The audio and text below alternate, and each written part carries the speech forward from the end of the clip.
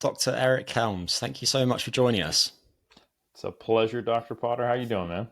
I'm all right. Yeah, a little bit late here and didn't sleep that well last night, but you've probably had months of poor sleep given the number of contests that you've been preparing for recently. So I'm not going to complain.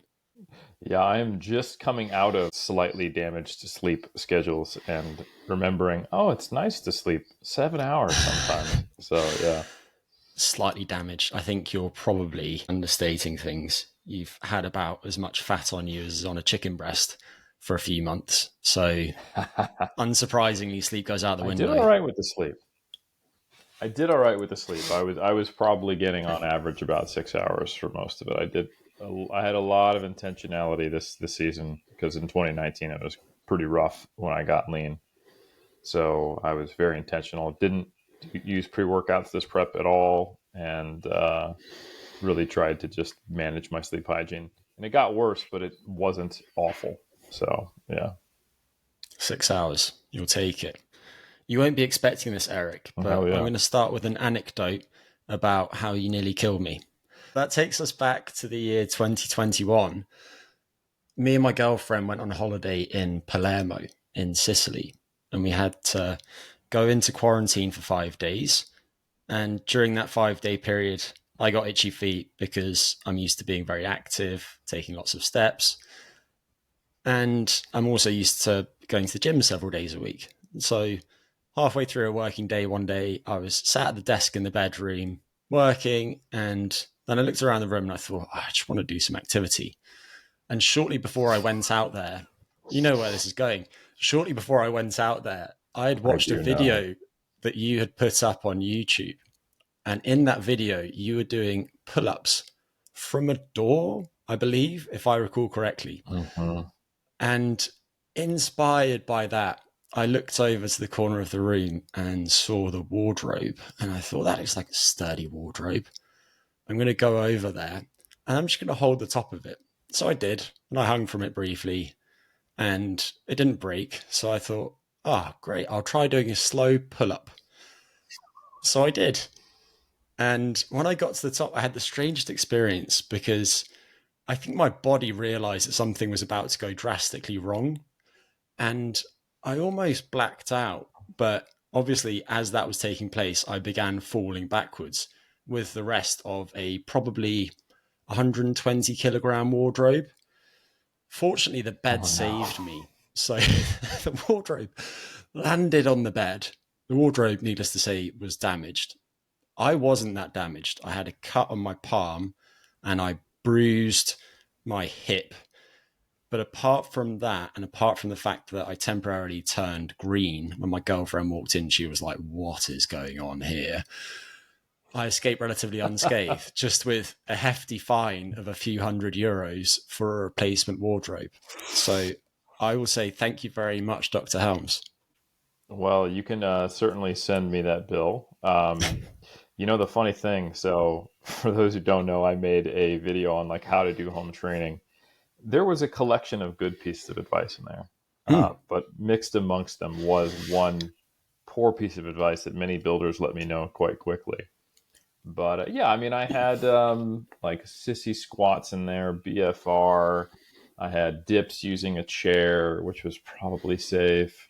I had different variations on push ups. I had um, pistol squats. I even had a funny video of my partner on my shoulders doing squats with a weighted vest holding a dumbbell. More practical things that don't require that kind of a setup, like doing a body weight row on the bottom of a table with your feet on a chair. I was quite proud of myself, but the one thing that I had to rescind within the same day and post a big no smoking sign over was doing pull ups on my door. Now, the issue was not my door because I actually had a pretty sturdy front door as a part of our apartment in a building with, strong hinges and all that. But the number of builders and just generally much more practically savvy persons than I who contacted me and said, hey, look, like there's a lot of internal doors that will just break after a few reps. And even in some, poorly made front doors will break. Um, So that's in the context of front doors. So using a wardrobe was even one step of danger, like two below, what I was doing. So yeah, I had to Inspired. rescind that post. And yes, hashtag inspired. You did great. Um, stick to it. And sorry about the hotel destruction requiring a fine from you. But yeah, I had to rescind that post and put a large caveat that this should only be done if you have extremely sturdy surface. So yeah, you live and learn, and we were talking about before we started recording expert creep, or talking outside of your Mm. expertise. And this was one of those times I learned that, training implements in the home when you're training at home, we were all learning that in COVID. And that was one of my oopsies, points of learning. You learn that you are not an So expert yeah, indoors. no, absolutely not. I'll also say a sincere thank you, though, because I first came across your work online in my late teens. I think it was probably around the time that I started my undergrad. And I was impressed by how reasonable you seemed, which says a lot given the state of the internet back then. And I truly appreciate how much you've given back to the communities that you're involved in since then, and your willingness to update the recommendations that you give as your knowledge and understanding evolve, because that's not actually that common. Well, first off, thank you very much, and it's an honor to hear that you've been following my work for that long. And it's good to hear that acknowledged, the giving back, not because I need to be acknowledged, but that is what I attempt to do. And there's a lot of things we attempt to do that we don't do well, like give advice on how to work out from home during COVID. So that feedback is important, and yeah, I I do think it's a tough time right now when it comes to science communication and sharing of scientific information. Like, obviously, not obviously, because I think a lot of people wouldn't realize this. It is far better than it was, say, 15 years ago. You can find good information on anything, but you can also just get overwhelmed by the amount of information and the amount of people who are using science as marketing, which is not a new phenomenon by any means, but the speed at which it's being disseminated and the way it has become another version of a guru is concerning, because many of the people who people follow who are seemingly science based, they're actually antithetical to the underlying philosophy of science. Um, Science is not and never will be about providing definitive proof or final answers on things as much as the people who seek it out want that. It is about approaching things with curiosity, openness, and if anything, seeking more questions rather than answers. And ultimately, the statistical nature of even quantitative science, which does provide hard answers, is probabilistic.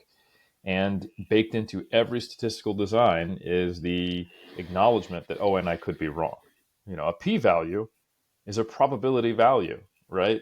And um, the fact that we're providing variance and individual data and all this and doing meta-analyses to update the current consensus, that should coincide with the philosophy of going, here's my best guess at what I think is mostly right now based upon the evidence, but it will change. And man, that's not a sexy thing to sell. It's much easier to speak confidently and say, here is the light and the truth. And I have science as the Ten Commandment version of the next guru. People replace their anecdotes and gurus with science, and they kind of don't really realize that it needs to be a philosophical shift, not just a shift from the loud person in the room to science as the loud person in the room. And certainly sciences differ substantially in their stringency. If you compare the p values that are acceptable in physics to the p values that are acceptable in sports science, they're quite different. But Mm. let's use science as a segue to training and the science of training. You've addressed the principles of training systematically in your training pyramid, and I'll link to that in the show notes, of course. But I'd like to walk through some key resistance training principles, spanning everyone from novices to relatively advanced trainees. And intensity seems like as good a place to start as any. So I wondered if you could start by briefly explaining what a repetition maximum is and the approximate rep max ranges for people seeking strength, hypertrophy, and power, respectively?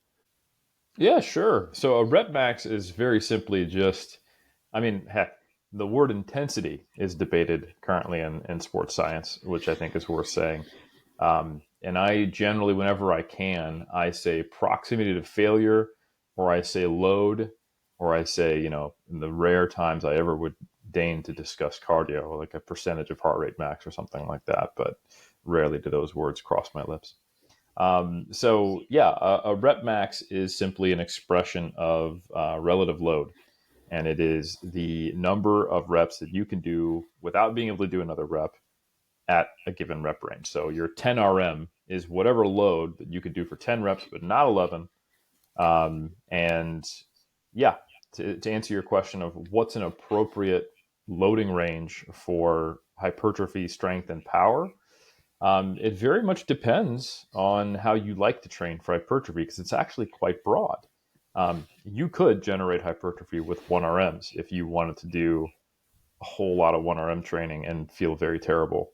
Um, if you wanted to then ask a different question slightly of when is a given set equivalent to another set, roughly on average for the bell curve of the population for the stimulus of hypertrophy, now we can say, hey, anything in probably the 4 to 5 RMS range, all the way up to your 30, 40, or maybe even 50 RM range, assuming you're actually ending at the similar proximity to failure. For strength, likewise, you can get stronger with anything that's heavier than you're used to lifting. And this is what connects to the beginner, advanced, or intermediate question you had. And there are some meta-analyses and studies that would suggest that specific loading ranges become more important as you move from novice to intermediate to advanced. But there's also meta-analyses showing like 60% of 1RM is just as effective as a heavier load for a novice, which makes sense. Like if you currently are used to squatting your body weight when you get off the toilet, 60% of your 1 rep max is a pretty heavy load, considering the time you went to this lab to do a 1 rep max to determine what 60% of it was the heaviest you ever lifted in your life, right? And then 60% for this training intervention that we're theoretically talking about is probably the second heaviest thing you've ever lifted. So yeah, that's kind of the perspective on load.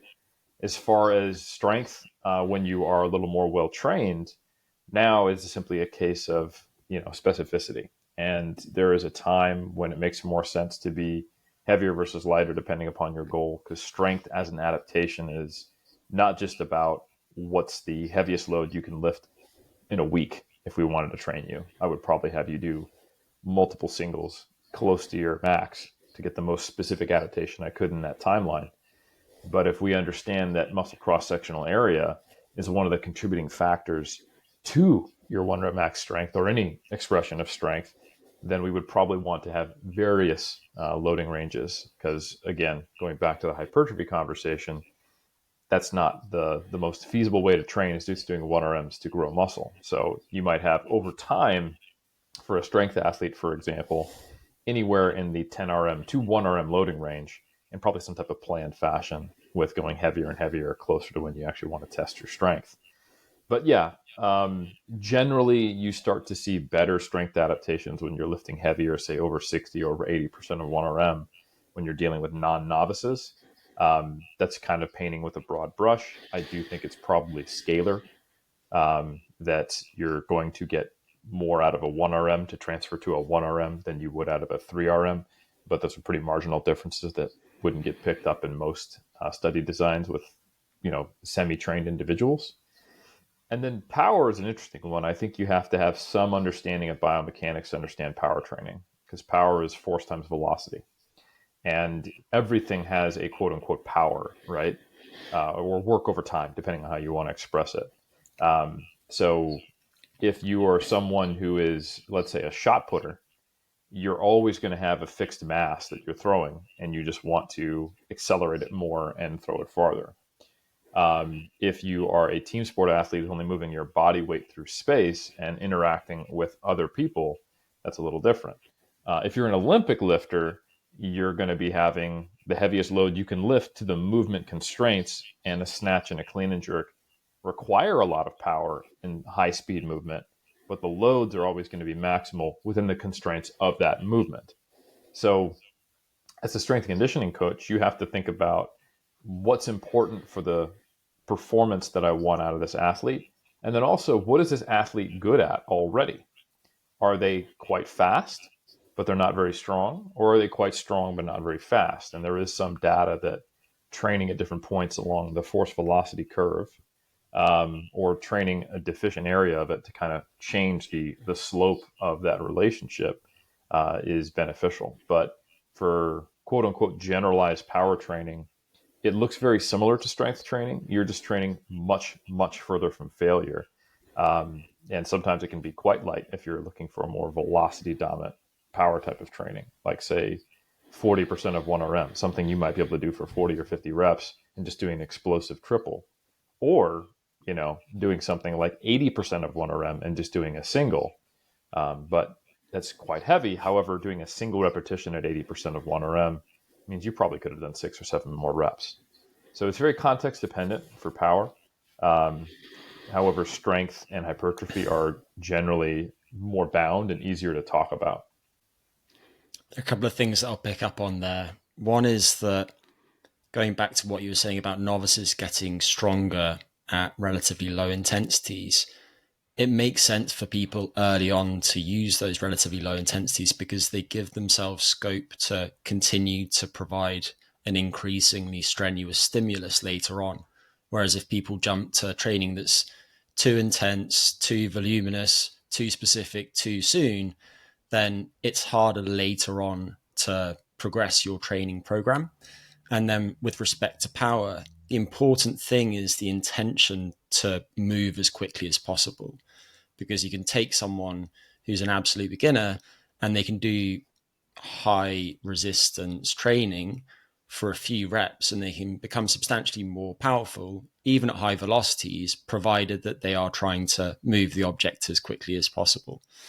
But one subject that I try and wrap my head around that's interesting to reflect on in the context of public health is government guidelines related to resistance training.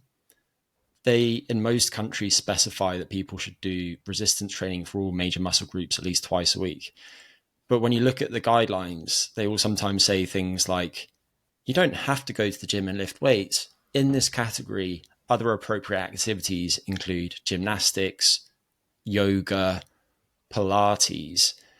And to me, depending on how you do it, something like yoga wouldn't necessarily provide an appropriate resistance training stimulus for some of the adaptations that people should be most interested in. And the point that I've reached is that if someone is doing something like yoga that involves static holds, then if the position is hard enough that you can't hold that position with perfect technique for longer than about 90 seconds, then it's probably an adequate training stimulus. You work with people who are interested in being big and strong, and this is more of a public health question. But what do you think about that? To be honest, it's a little outside of my expertise. I'm a strength and physique sports scientist. So most of what I think about and spend my time on is how do I optimize the hypertrophy response or optimize the strength response. Um, as far as public health guidelines for resistance training, I think so long as it is sufficient to produce increases in force production across all major muscle groups, then you're good to go. And I think for most people that you can use body weight exercises, but I think the main beef I would have with yoga or Pilates recommendations is I think people would probably benefit from training like with dynamic contractions, across the concentric, isometric, eccentric spectrum, because that's what they're going to deal with for activities of daily life. They're going to need eccentric strength to have fall prevention. They're going to need isometric strength in kind of day-to-day tasks and holding things and reaching up. They're going to need concentric strength in, playing with their grandkids, going to the grocery store, moving things if they live in a rural community or things like that. So I would probably want to see some type of modality that did include free weight and resistance training for most people, ideally, at least in addition to something like static holds or yoga or Pilates. Less from a loading concern and more just from that whole dynamic spectrum of contractions. Just because if you think about why are we interested in public health with people doing resistance training, it's not just, combating sarcopenia or getting them more active and giving them more options, for say metabolic health, for example. But it is also to do things that like prevent falls, because when you look at data on, elderly individuals, once they have that first injury, things go downhill pretty quick. And if you can make it so, you know, their coordination is improving, and when and if they do have a trip or a fall, they're a little more robust to an injury that could be the beginning of the end. To not to sound too morbid, I think that is a pretty important component of it. And I'm not sure you're going to get that from purely doing Pilates or yoga, as an example. Life expectancy after an elderly person falls and breaks a hip is not very long. But let's transition to volume. You published what I thought was an excellent review a couple of years ago with Andrew Vygotsky, Stu Phillips, and a few others on resistance training recommendations to maximize hypertrophy. And in that review, you suggested that doing at least 10 work sets per muscle group per week is probably sufficient for many people to optimize hypertrophy. Hypertrophy being the increase in muscle size that takes place over time as people do appropriate resistance training.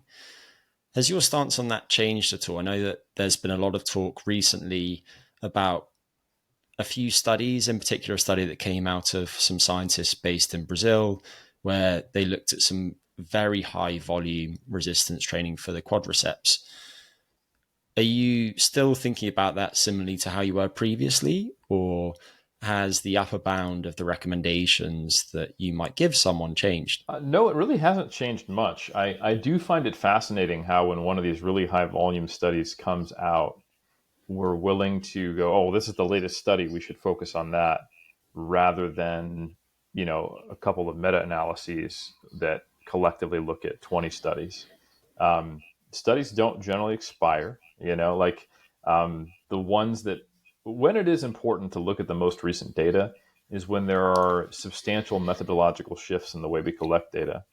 And we realize that the way we did things previously was unreliable or not getting at the actual metric. So sometimes qualitative differences in the way things are described. So for example, if you wanted to have an accurate understanding of, say, muscle fiber typing and their metabolic characteristics and our understanding of those as phenotypes, you would need to look at more recent research rather than stuff published in the 80s where there was different methods entirely. And you would get very different descriptions of what was happening in a textbook from 30 years ago versus today.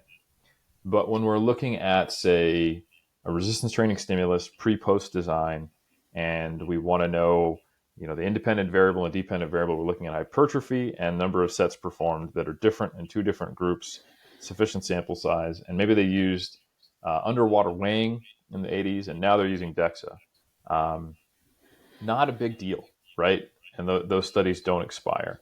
So just because a study came out in 2023 and, the increased sets every 2 weeks, and the group that had, 52 sets got non-significantly better hypertrophy than the group that was doing in the 40s or the 20s, it doesn't really change the fact that the most robust data we have, I would argue, is probably the 2017 meta-analysis by Schoenfeld, and then the 2021 meta-analysis by Bosval, where, collectively, if you kind of look at those two meta-analyses, and there's only one study that overlapped, and in one of the analyses, I believe, in Schoenfeld, they actually removed it as part of their sensitivity analysis because it was influencing the results a lot. So you could technically say these are two different meta-analyses looking at two different sets of data. So even the 2021 one isn't more up to date.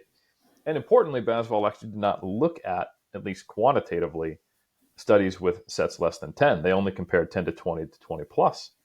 So what we see is in Schoenfeld, the 10 plus sets group got marginally better, and in some cases, depending upon whether it was a continuous analysis or a group-based analysis of, a categorical analysis, I should say, significantly better results with 10 plus sets.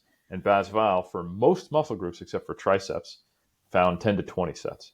So 12 to 20 sets was equivalent to 20 plus. So when you see 12 to 20 for most muscle groups and 10 plus in Schoenfeld, the general recommendation I give is, hey, the largest portion of the bell curve, if I was just going to say, hey, you come to me and you tell me how much volume should I do to optimize hypertrophy, if I was going to go to Vegas and bet money, it would be 10 to 20 sets. That's not to say that you might get similar hypertrophy doing 30. I just think that would not be worth it. And also, given the fact that most studies we have are between 6 to 12 weeks long, and anecdotally, it seems very difficult to sustain incredibly high volumes like that for multiple muscle groups at the same time for an extended period. And then finally realizing that maybe the majority of the studies, I'd say comfortably 2/3, don't necessarily have people training with comprehensive full body training programs like they might in the real world. They're comprehensive-ish, some of them, but they are designed to make sure they're training the specific muscle groups that are actually being measured, because they're there to answer a research question, not necessarily to tell you exactly what to do on Tuesday. Hey, tick our methods.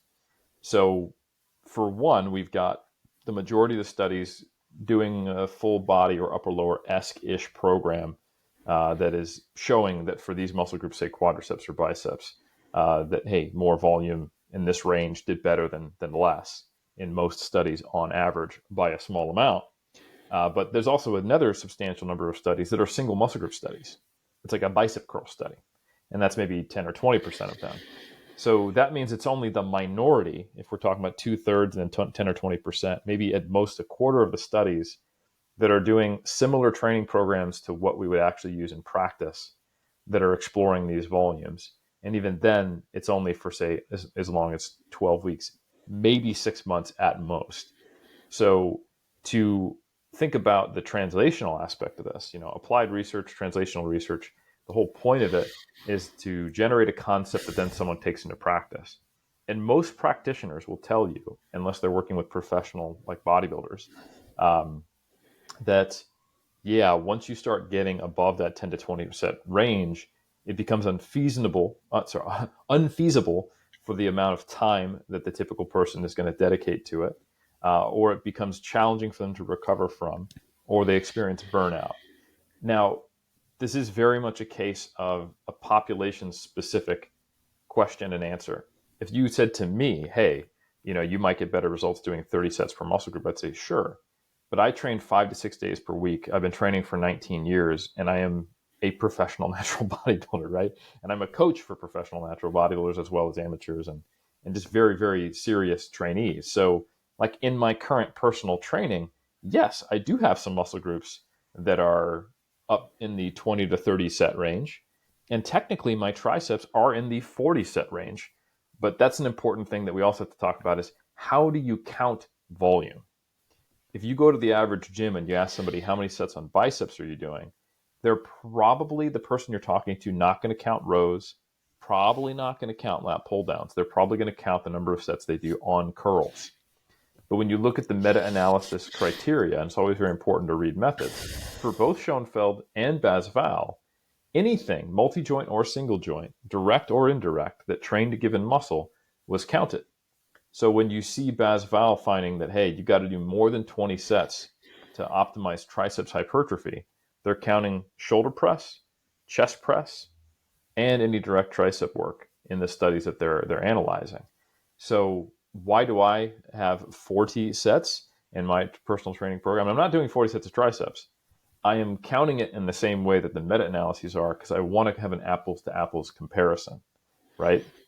So yeah, I have 4 upper body days per week, and there's a press on every single one of those days, and I do direct tricep work. So technically I'm doing 40 plus sets of triceps, and I'm in the 30 plus range for biceps. That is not necessarily the same thing that the average person who is primarily, let's say, in the lifting world, and then takes a gander over at the science world, and they go, what's wrong with these lab coats? 20 plus sets for triceps to grow? That's not necessary.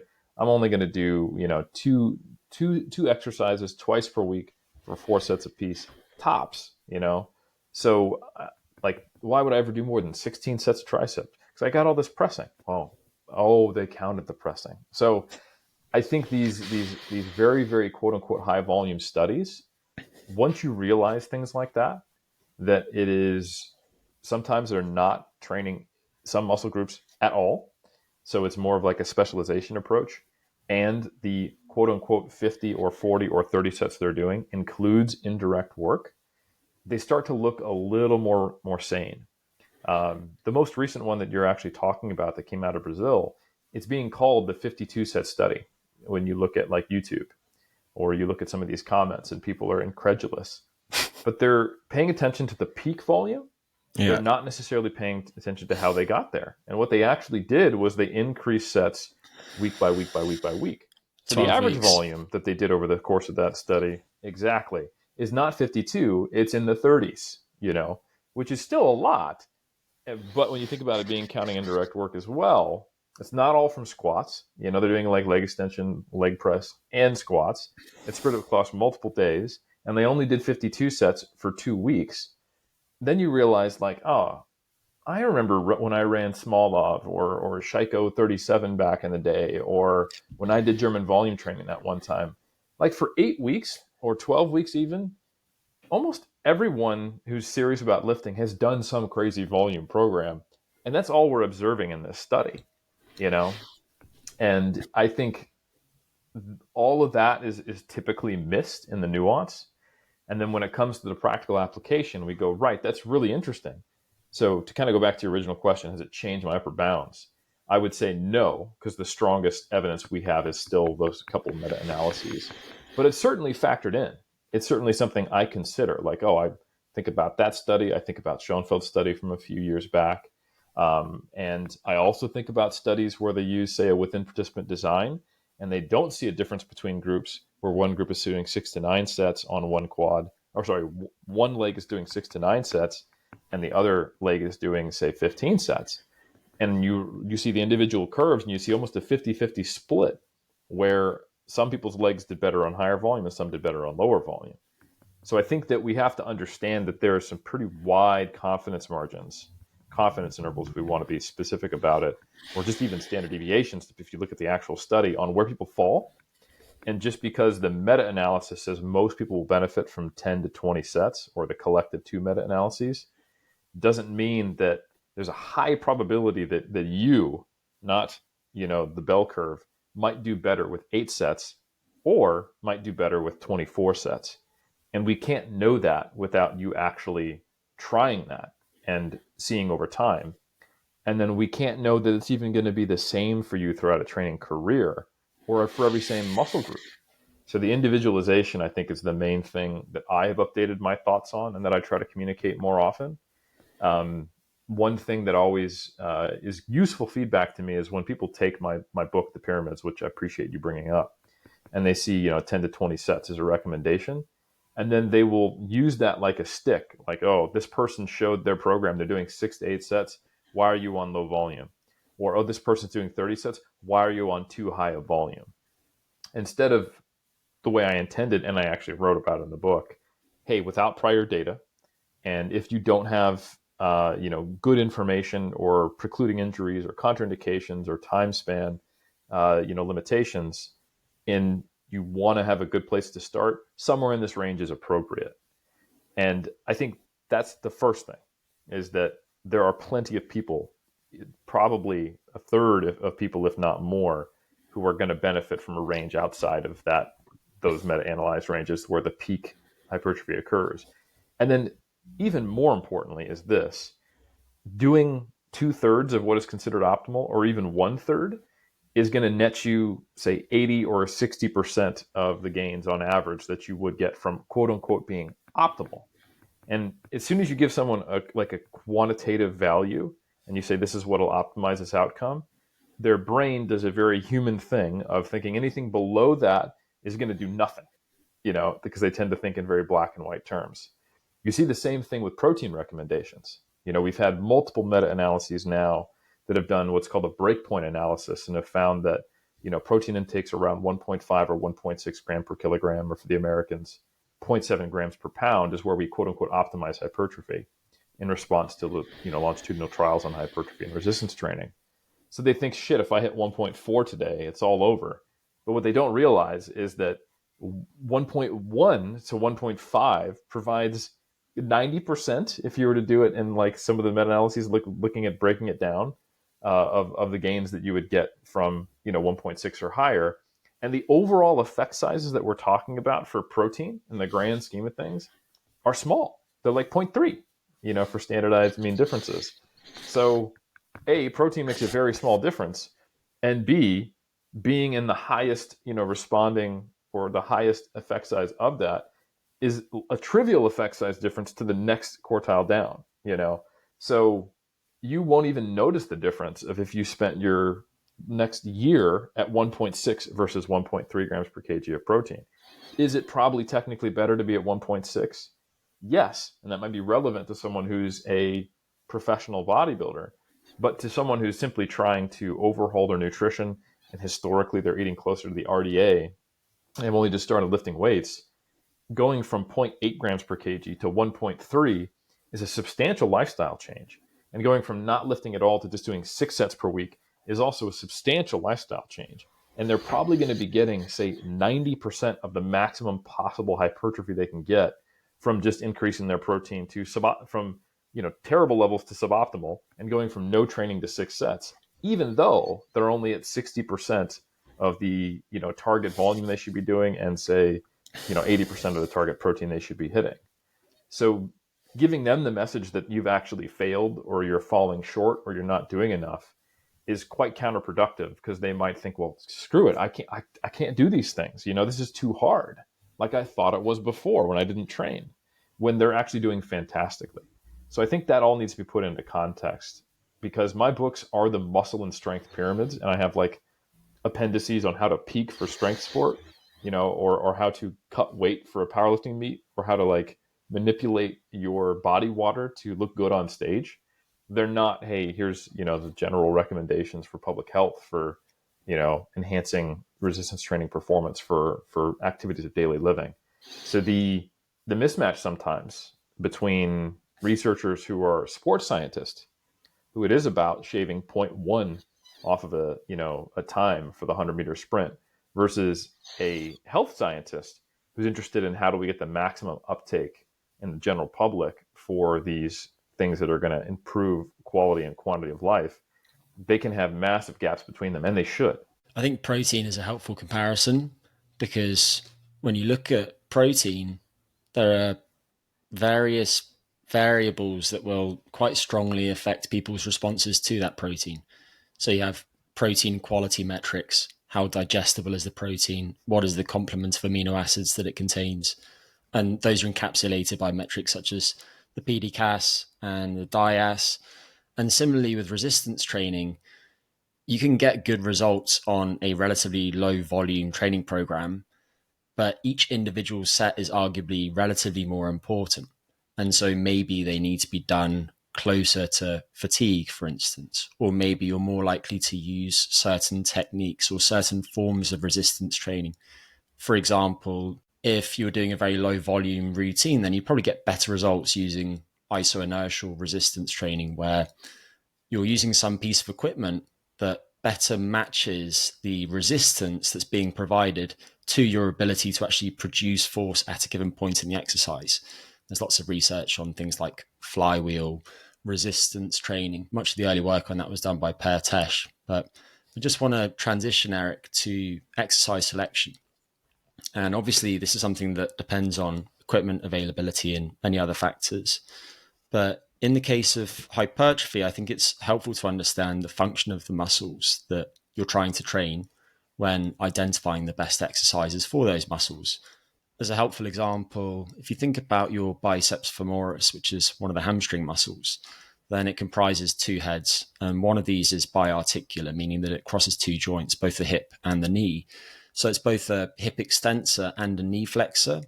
But the short head of the biceps femoris is exclusively a knee flexor because it crosses a single joint.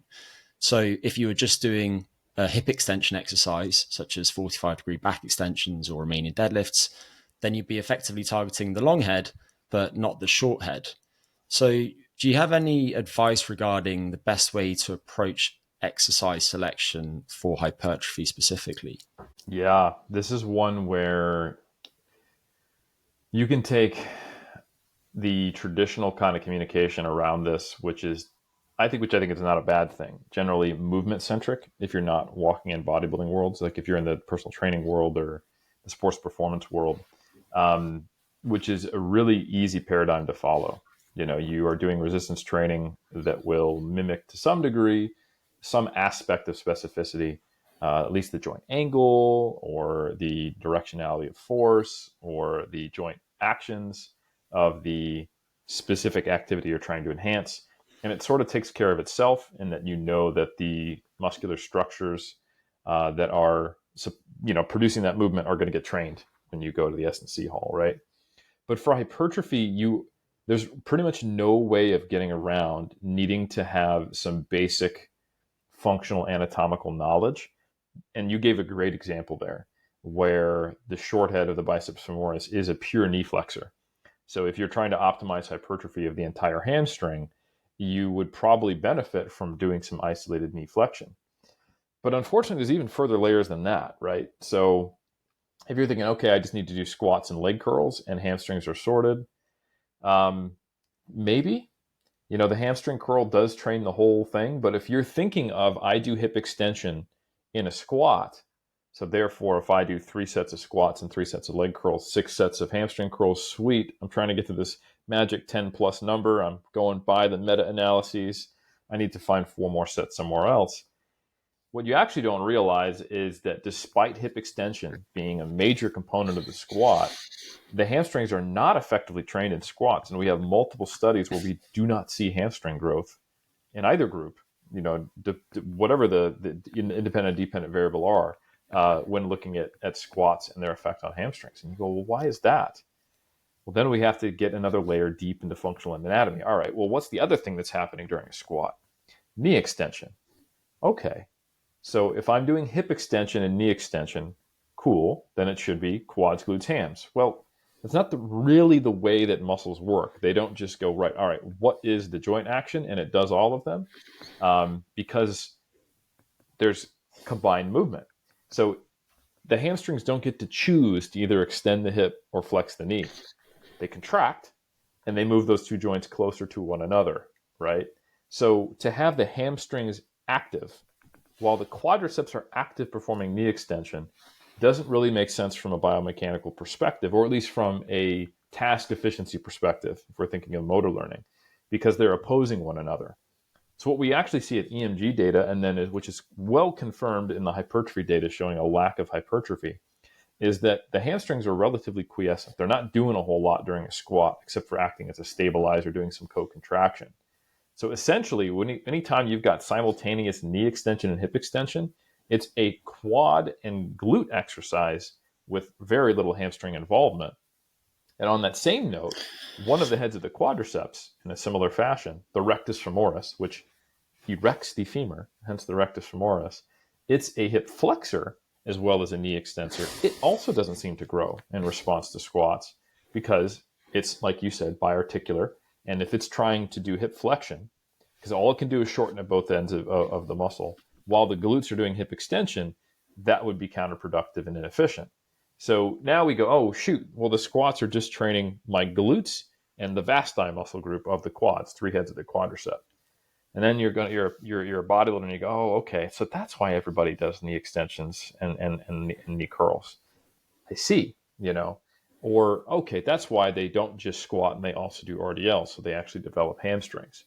So that's the type of level of depth you unfortunately need to get to in bodybuilding.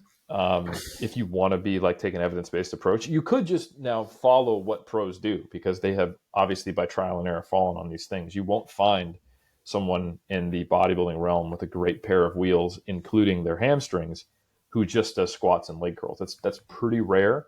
Generally, there's some type of hinge, even if it's a back extension.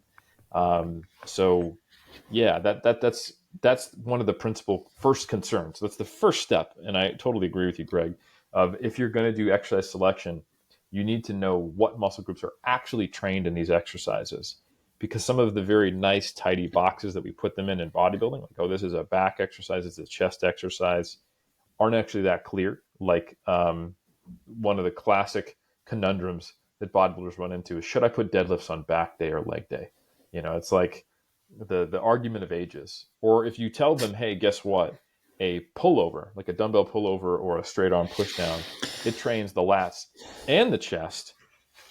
Like, where do I put that? I have a chest and back day. I guess I could do that with both, but I don't understand. Does it train biceps or triceps? Like, only the long head of the triceps. Oh my God, it's a back exercise. It doesn't train my biceps. What's happening here? So I think it needs to be some level of willingness to learn on that front if you want to have good exercise selection. And there's like no way around it, because the body's actually far more complex than the typical Flex magazine, like exercise list for different muscles that we often go by. The squat's an interesting example, in part because the adductors also contribute substantially to performance in the squat. And when people hear the word adductor, they assume that it just does hip adduction. So if your knee is out to the side, then it brings it back to the center. But that's not the case. It can be a hip extensor, it can be a hip flexor, it can be a hip adductor. It just basically brings your knees together in the center beneath you.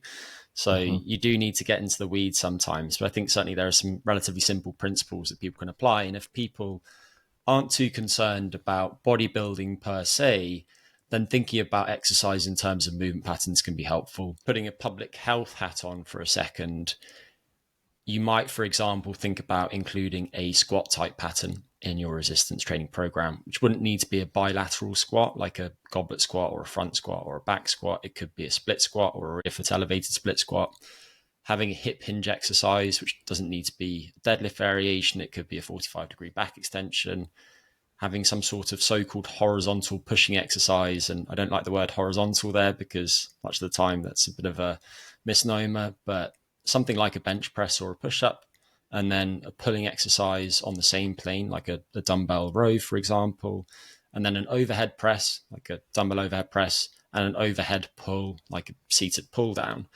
will cover your bases.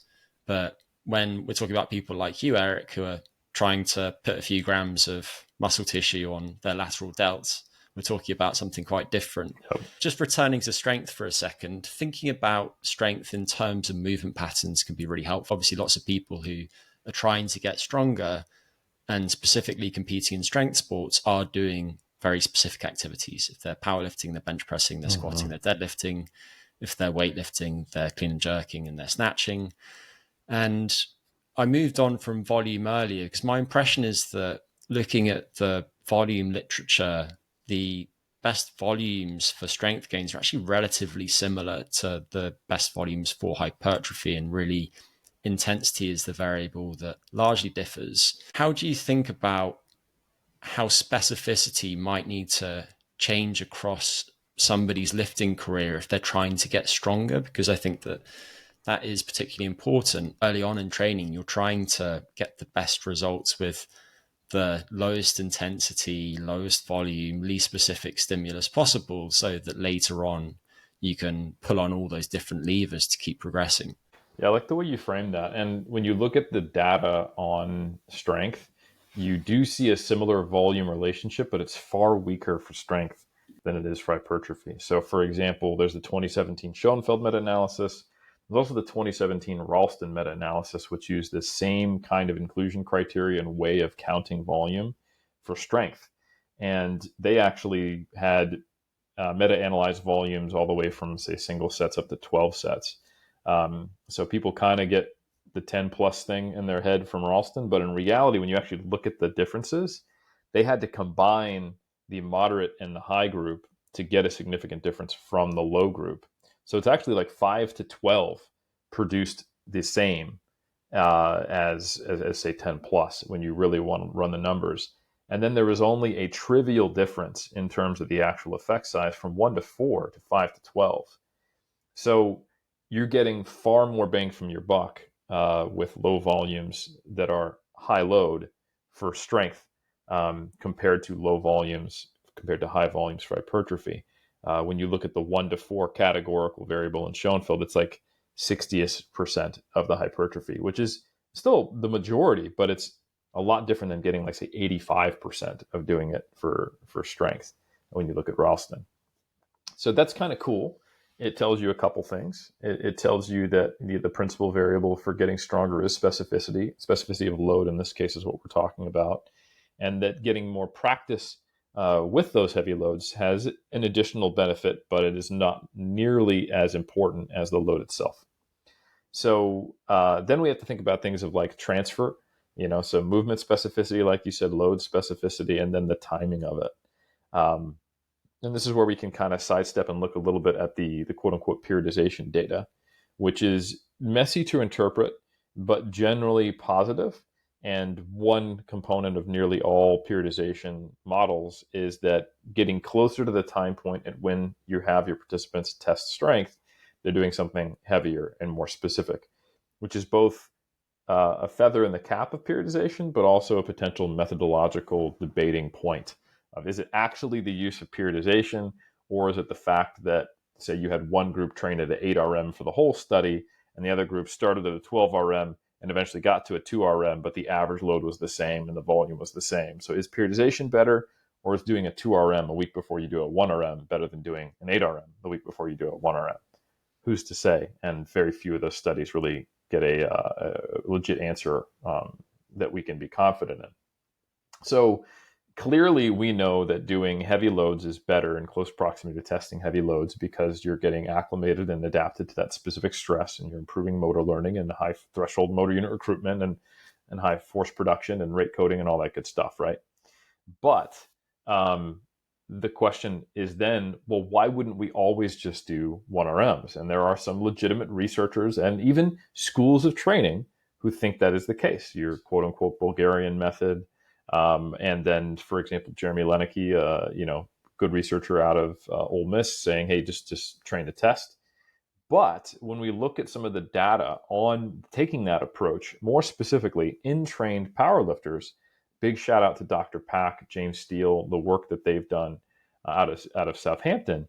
It seems like in the preliminary data that there's a shelf life to doing that. And a number of the admittedly low sample, but a few different studies that Pack has done as a part of his PhD, it's like a 4 to 6 week period where if you take a powerlifter, a reasonably good powerlifter, like national level in a smaller country, and you just have them do heavy singles, say 1 to 3 times per week on the big 3 for powerlifting, that after about 1 or 2 mesocycles, they start to plateau a little bit. And in one study, a traditional periodization approach might have outperformed a little bit. Very difficult to say that with confidence, as it was a low sample size study. But hey, if you want to look at people competing at national championships in powerlifting and actually being part of an experimental design, it's about the best we got. And then some of this follow-up work showing that back offsets, even just a couple on top of a singles approach, was better than just doing those singles. So there is definitely an effect of volume, and there definitely seems to be a plateauing effect when you take people who are already pretty damn strong and you're trying to peak their strength. So what that tells us, if we go back to the periodization literature, is that specificity is powerful, and very low volumes of specificity can be incredibly effective. Even just doing 3, 6, and 9 sets on the deadlift, squat, and bench press per week of just 1 or 3 reps at either a single at a 9 or 9.5 RPE, or a double or triple at 80% of that, is sufficient to get what we would consider very good gains in the powerlifting community.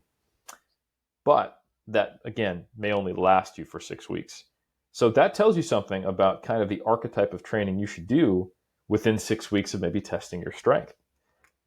But then we think, all right, well, what are all the other physiological constraints on strength, and what should we be doing before that? And that's where periodization starts to make a little more sense, or at least elements of it, where it probably makes sense for someone to be doing non-specific work, or less specific work, I'll say, like you said, that are lowest load that can still produce strength gains, that has the highest transfer, that they can accumulate some volume on and actually generate some hypertrophy to theoretically enhance their capacity for strength. So when I kind of set up your traditional training program for a powerlifter, That might be something where we're 6 months out from a meet, which is probably the longest it's going to be, because then, they do that. It's a regional qualifier. They got nationals, and maybe if they're good enough, they're going internationally. And then you've only got a few months between meets. We might be doing, say, a little bit of the big three in their competition format every week, 1 to 2, singles on the main lifts and a couple back offsets. But I'm probably going to be doing things like cambered bar bench press, or say close grip bench press, or Larson press, because I want to actually get a better stimulus that is not at extreme end joint ranges of motion, that is a little more stressful on their shoulders and elbows, that is going to be better for hypertrophy, because at longer range of motion, the pec is actually stretched, and I'm sure we'll talk a little about that as well. Or maybe we're doing things like even machine work, or a leg press, or a hack squat, or a safety bar squat, or a front squat, or a Zercher squat if they don't have the shoulder mobility, or a belt squat if they're just tired of putting a heavy bar on their back.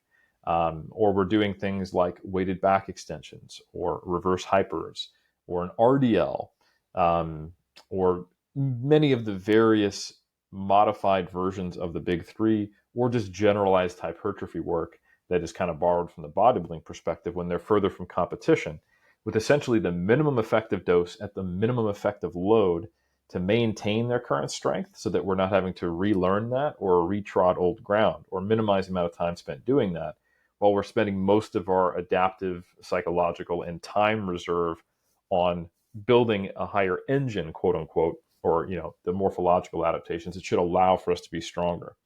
Then as we get closer and closer to that competition, you just start balancing those scales differently.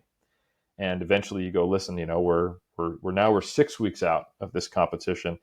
I want you to start doing 3 to 4 singles per week at a 9 or higher RPE, or 8 or higher RPE on the big three, depending on what you can tolerate. And then depending upon how much time that takes, how much effort, mental reserve, we need to do enough to preserve the adaptations that we got from our more generalized hypertrophy training, quote unquote work capacity, if you will. And then eventually we have this peaking block where we're almost exclusively doing the competition lifts, and we're dumping fatigue by letting go of these accessories, knowing that in a week or two, we're not going to see a substantial enough reduction in cross-sectional area to impede strength, and then taper, compete, and here we are. And those principles can be applied more broadly too. You only need as much specificity as you need for your goal. Most people who are training for strength generally are just kind of arbitrarily selecting movements that they think are good. And I love those 6 cardinal movements that I generally describe for general health or general performance, or people who just want to be strong or big generally, of the horizontal push-pull, vertical push-pull, squat, and hinge. But there's no reason they have to be super specific patterns. And you can absolutely swap them in and out of different things, and kind of look at a generalized collection of hinges, squats, and presses, and go, is my strength generally increasing over time? And not really worry about too much about this kind of peaking and coming in and out of its strategy, and just kind of go phasically through training in the 6 to 8 RM range, the 4 to 6 RM range, the 3 to 5 RM range, and the 1 to 3 RM range. And then when you want to test, just making sure that you're doing that 1 to 3 RM range, and deciding which exercise you want to test. And it could be a couple of each. You could spread it across a week. It's a pretty big kind of smorgasbord of options when you just are interested generally in strength. And you may not even need to test. Like if you're seeing that, let's say you have this 12-week cycle where you go from 6 to 8 to 4 to 6 to 3 to 5 to 1 to 3, do you really need to then test your 1 RMs or your 2 RMs or your 3 RMs? Let's look back at the last time you did that. Are your training loads heavier? Great, you're stronger. Rinse and repeat. Take a deload. Go to Aruba. Have a holiday, right? So ultimately, though, I really like the way you frame that, in that you have a lot more options, and you're essentially looking at what level of transfer is there, and what are your specific weak points. Where do you need to bring up muscle mass, or what are the technical faults you have? That's another thing that I think people miss out on a lot, is that strength is not just a physiological adaptation of the body, it's a skill. So, for example, I don't necessarily think that pausing a deadlift at mid-shin is very helpful for improving, concentric force production. That wouldn't be my first thing, is, hey, I want you to stop producing force for a second, or just enough to have an isometric yielding contraction at mid-shin. But for a power lifter who tends to have the bar drift away from their shin in competition, that's a great opportunity for them to have more time for the motor learning skill development of, oh, this is what it feels like to keep the bar close. And then I might use that as an accessory movement at relatively low loads, but challenging enough that they might actually lose position and have to figure that out. But that's a motor learning tool that then once they fix that, we pull it out. And that's very different than an exercise scientist going, I've recognized that at this joint angle, you are producing less force. So now I want to give you an isometric, force production at this many degrees of hip extension on a like a HUMAC norm for me to improve that deficit. It's a different mentality. So whether you're working with a strength athlete or someone who is generally interested in force production for activities of daily living, or a recreational lifter who wants to get big and strong, it can look very different. And it probably should. I have about 50 tabs open in my mind now, but I will try and focus on a couple of them. And I'll just spell out a little bit of the terminology that you used there. You mentioned RPE, that is rating of perceived exertion. And that's typically on a 0 to 10 scale. It comes from the Borg scale, which was used for different types of activity, but it's been repurposed. And Eric, I know you use both the rating of perceived exertion, where 10 is basically absolute maximum effort. So if you did a single rep at a 10 RPE, that is the most weight that you could lift. And then related to that, we have RIR, repetitions in reserve, which I'd argue is actually a more helpful construct and one that you've probably done more than anyone to popularize. If you did a set of 3 repetitions at 2 RIR, then that would mean that you've done 3 reps with a weight that you could lift 5 times and not more than that. Eric, you probably don't know this, but I've been a coach in various capacities for a while. And while I was doing my undergrad and master's in sports science, I primarily coached sprinters. So I had a group of 100 and 200 meter sprinters. So I was always very interested in different periodization models, transfer of training. It's obviously really important to sprinters. And you spoke earlier about how some different strength qualities relate to different athletic capacities. For example, in the case of sprinting, maximum force production is really important to getting out of the blocks quickly. But when you're talking about upright running, elastic strength qualities are more relevant. We could go down all of these different tangents, but I don't want to do so. And I want to bring us back on track and focus on the individual repetition, because I know that a lot of the work that you've done is focused on set structure and rep execution. So pausing and reflecting on RPE and RIR, I know your PhD was on autoregulation. Can you share some of the highlights of your work on RIR and using RPE to auto-regulate training? So I think the most interesting thing about that was that this was, by the time I decided to do a PhD on this, this was a relatively entrenched concept in the powerlifting world, thanks to Mike Tuscherer, Reactive where training there systems. was a that's right, reactive training systems. Big shout out to RTS. So Mike Tuscherer is not only a prolific coach of world champions, but he's also one of the legends of the game. He's, I think, the only American male, or at least at the time, was the only American male who'd won a gold medal at the World Games in powerlifting. And he's also a world champion and a multi-time national champion in the 120 plus kilo class. He's a good friend of mine as well, and just a very unique thinker. And he's very systems oriented. And he immediately goes into problem solving mode and how do I systematize things? And it's produced some really cool things that the rest of the community has benefited from. His work with emerging strategies, just conceptually of, hey, let me take a relatively structured system and progress it. And when it does or doesn't work, then I can isolate a variable. It's basically the scientific method applied to powerlifting training. One really nice example of that is repurposing Anatolij Bondarčuk's periodization models and applying them to powerlifting. Yeah. And he has many different periodization models, but what Bondarčuk has done is basically decide on training sessions. Someone might have an A session and a B session, and he will have people just rinse and repeat those sessions with exactly the same parameters. So in the case of lifting weights, that might be doing the same sequence of exercises, the same exercises for the same sets and the same repetitions, but obviously progressing the loads within capacities and adjusting those loads from day to day based on how you feel. and then doing that as long as you continue to make progress. And what you find is that some people can carry on progressing for north of 12 weeks on exactly the same type of training day in and day out, whereas others will only progress for, say, 4 weeks at a time. But Mike did an amazing job of taking that and then applying it to powerlifting. So I'm sorry to interrupt, but I always really like Mike Tuscherer's work. I know that you're good friends with him, so I appreciate you mentioning him and then tipping your hat to him as well.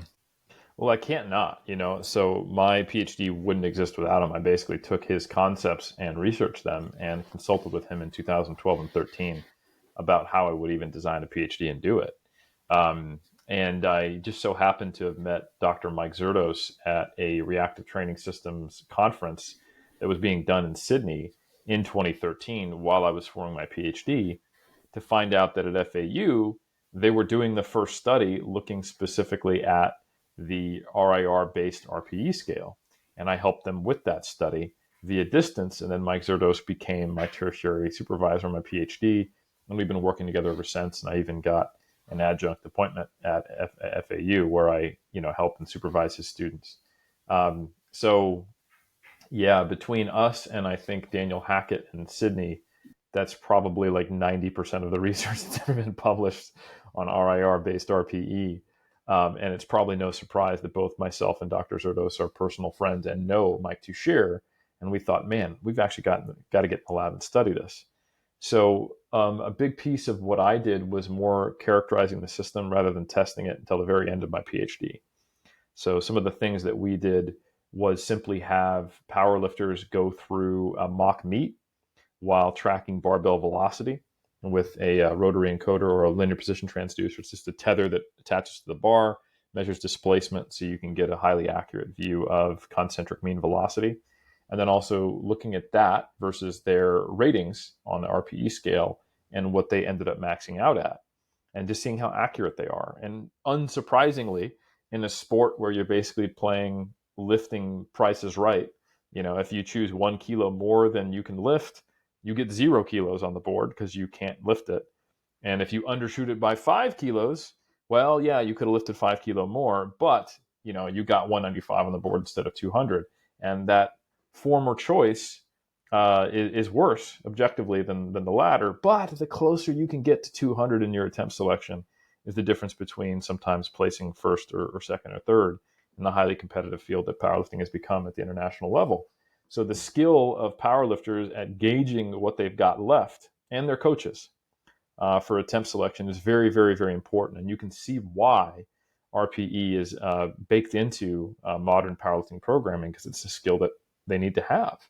So yeah, my research generally described the utility of this tool in powerlifting and said, hey, powerlifters are very good at subjectively rating their RPE.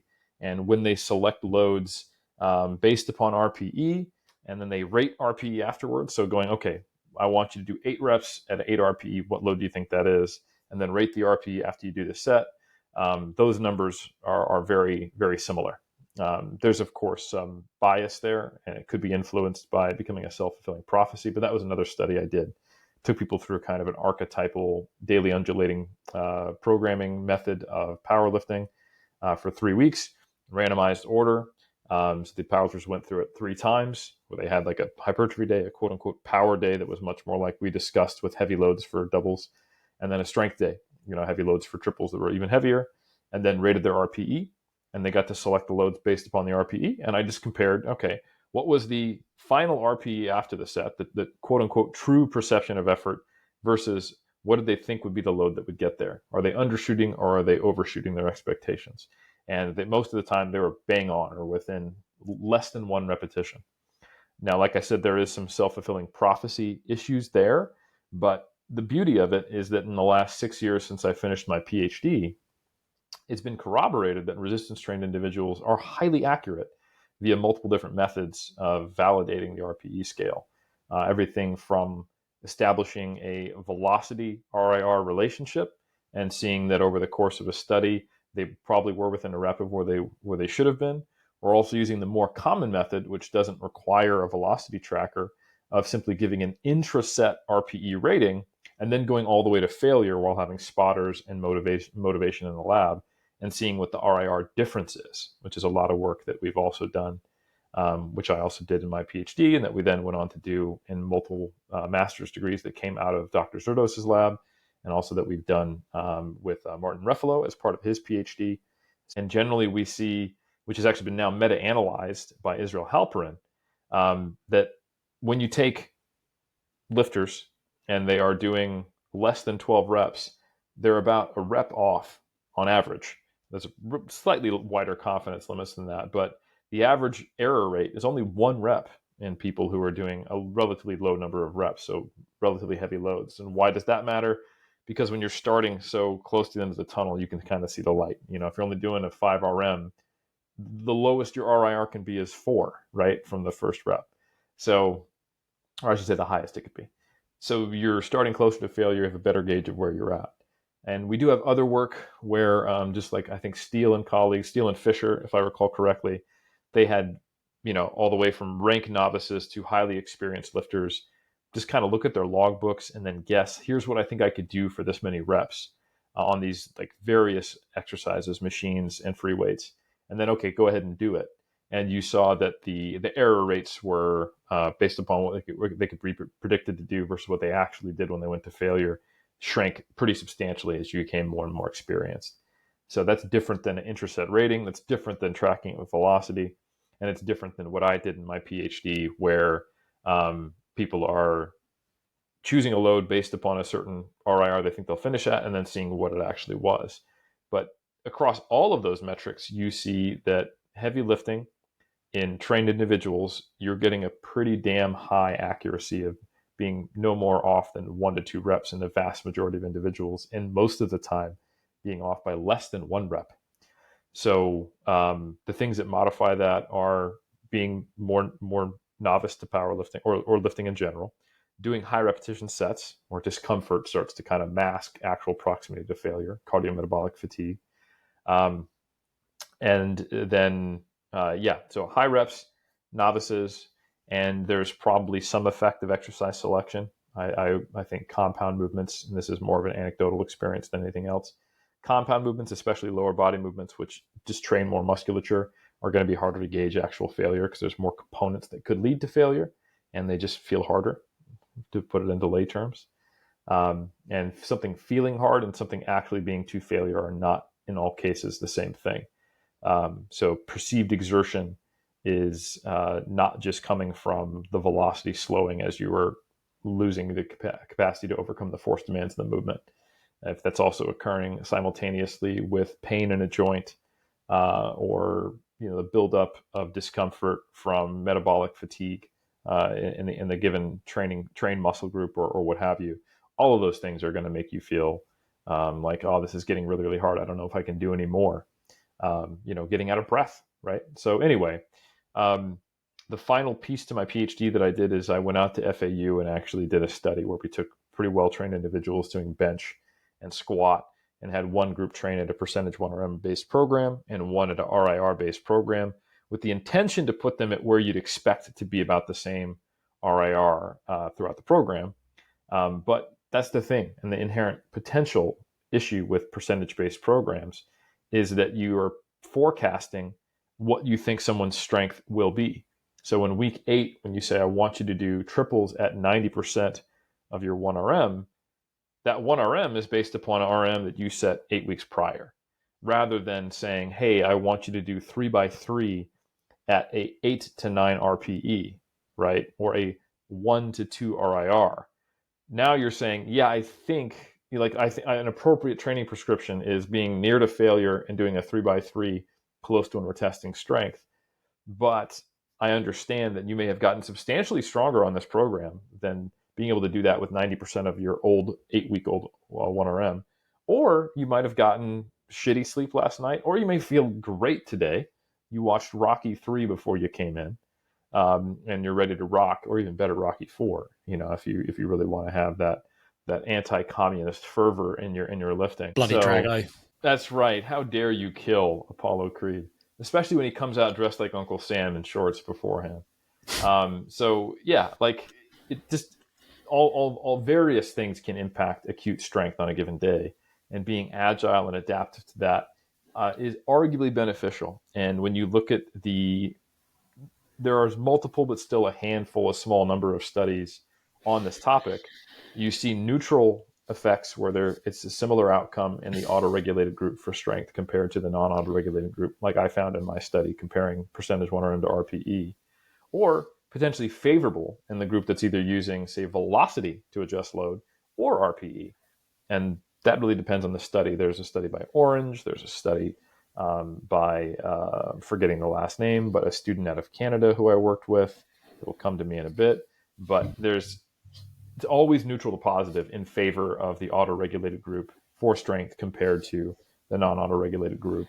And that seems to be related to potentially training age, how long are they training for, and what are the movements involved. But it kind of matches the anecdotes we see, is that it's a marginal benefit and a tool that can be used to optimize strength performance that becomes more and more important, and actually easier and easier to use and more accurate as someone becomes more and more well trained. One thing that I'll add is that one of the limitations of percentage-based programs is that even within a person, you might find that the number of reps that you can perform a fixed percentage of your 1 rep max differs substantially between exercises. And I know there's been some work on that recently. You also tend to see differences between, for instance, men and women. Women can crank out more reps at sub-maximal loads than men can because they're surely tougher than we are. Although I'd like to think that men do train very hard and to the point of stupidity much of the time, including ending up with a wardrobe on top of oneself. But moving on to focus on muscle actions. And by that, I'm referring to what lots of people would refer to as muscle contractions, but contraction suggests that something's getting smaller. And so if you're talking about an eccentric contraction, then that really is a contradiction in terms.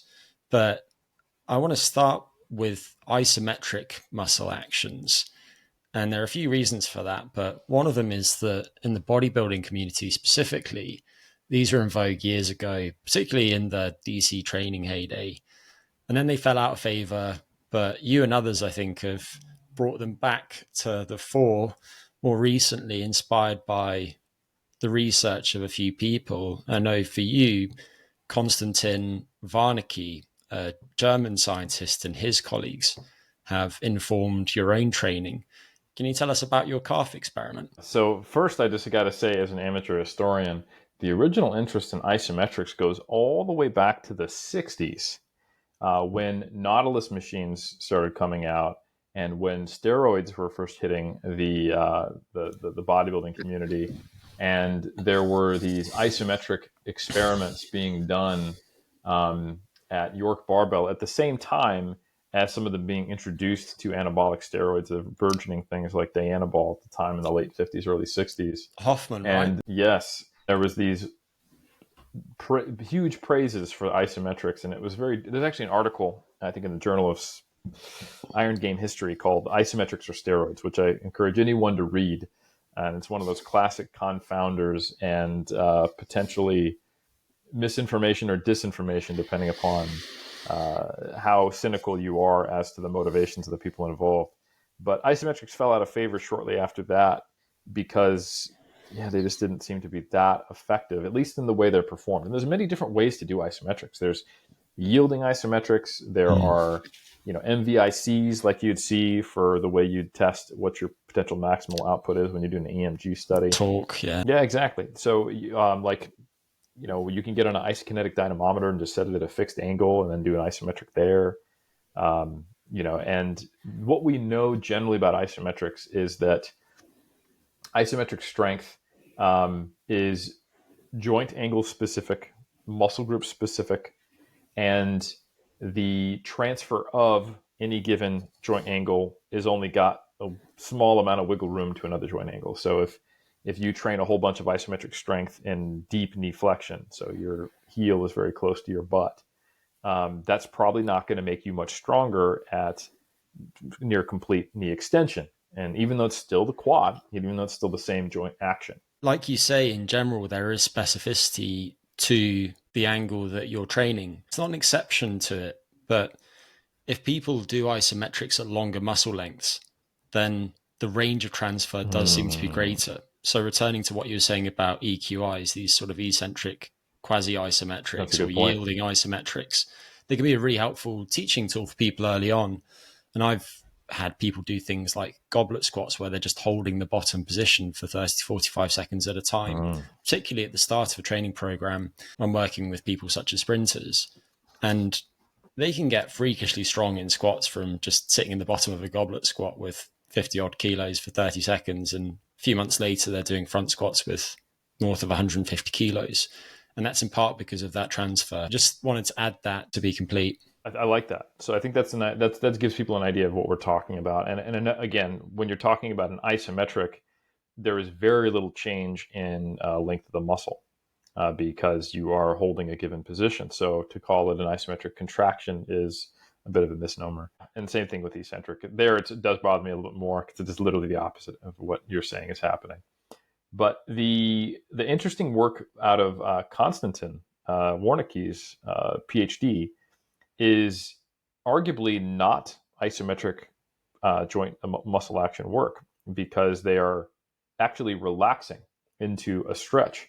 It is stretch work, essentially. It's static stretching. The majority of the work that Warnicki has done has been specifically using an orthotic device which puts you into dorsiflexion and holds you there, and then doing that for an hour per day at like an 8 out of 10 pain stretch tolerance in both men and women, recreationally trained, and then seeing what happens to joint range of motion, isometric strength, dynamic strength of the calves, and as well as hypertrophy. And there's some really interesting findings that came out that was the first evidence we had of robust hypertrophy in response to a static stretching stimulus in humans. While previous to this, we had a ton of data showing that doing weighted limb stretching in animal models produced ridiculous hypertrophy. This has been done primarily in avian models. So we're talking about like chickens, for example, and weighting their wing for sometimes weeks on end at a large percentage of their body mass.